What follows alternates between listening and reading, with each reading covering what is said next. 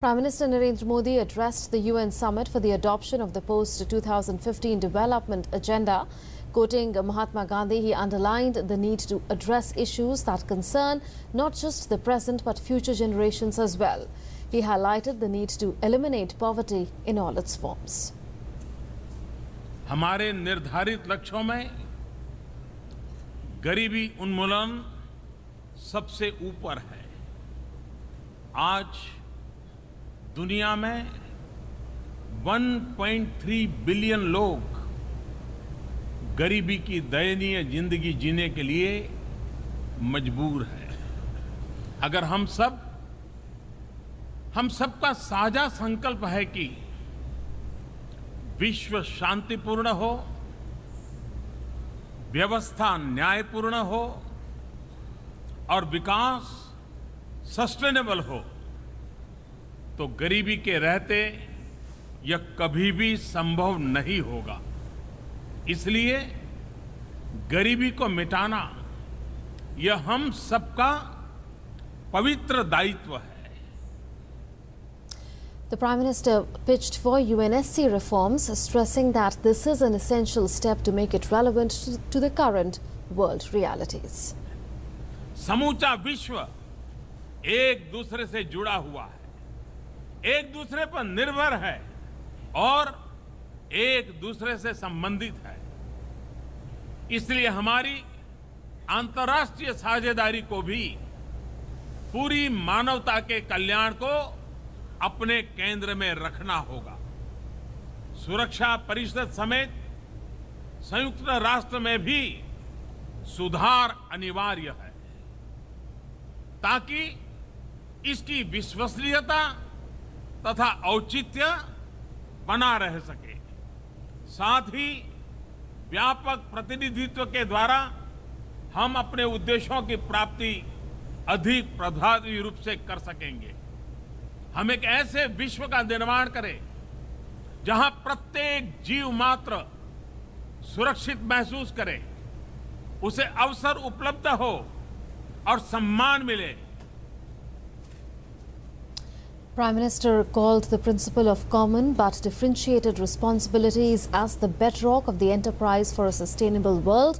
Talking of the challenge of climate change, he highlighted the need for a shift in focus from climate change to climate justice so that the interests of the weakest sections of society are protected while working towards the goal of sustainable development.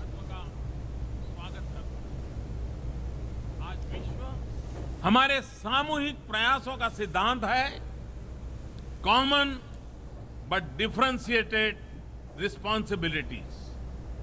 अगर हम climate change की चिंता करते हैं तो कहीं न कहीं हमारे निजी सुख को सुरक्षित करने की बू आती है।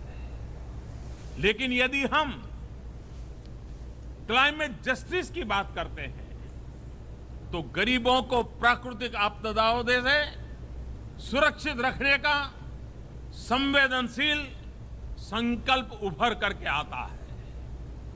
क्लाइमेट चेंज की चुनौती से निपटने में उन समाधानों पर बल देने की आवश्यकता है जिनसे हम अपने उद्देश्यों को प्राप्त करने में सफल हो सके।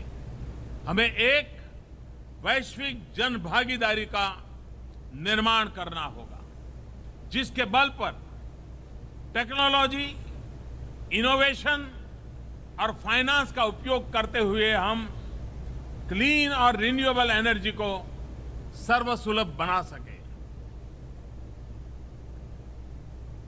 Prime Minister Narendra Modi said that while the world talks of public and private sectors, India is now looking at the personal sector, which includes individual enterprise, innovation and startups as the key to development and growth.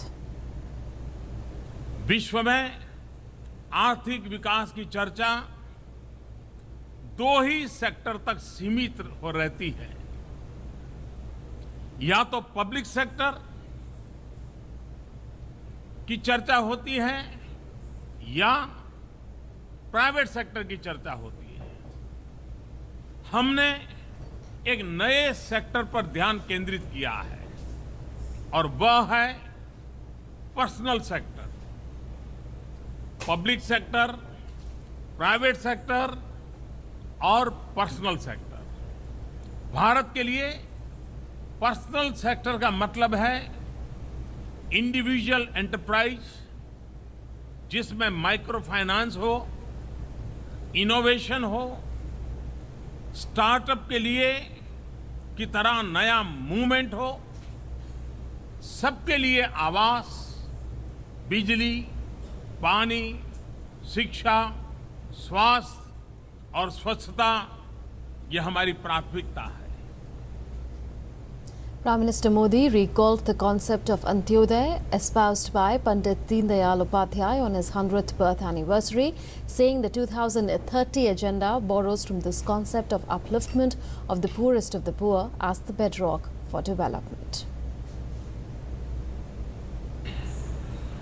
Bharat के महान विचारक पंडित दीनदयाल उपाध्याय के विचारों का केंद्र बिंदु अंत्योदय रहा है।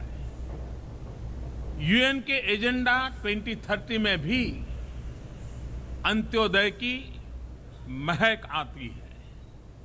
भारत दीनदयाल जी की जन्मशती वर्ष को मनाने की तैयारी कर रहा है, तब यह एक निश्चित ही सुखद संयोग है।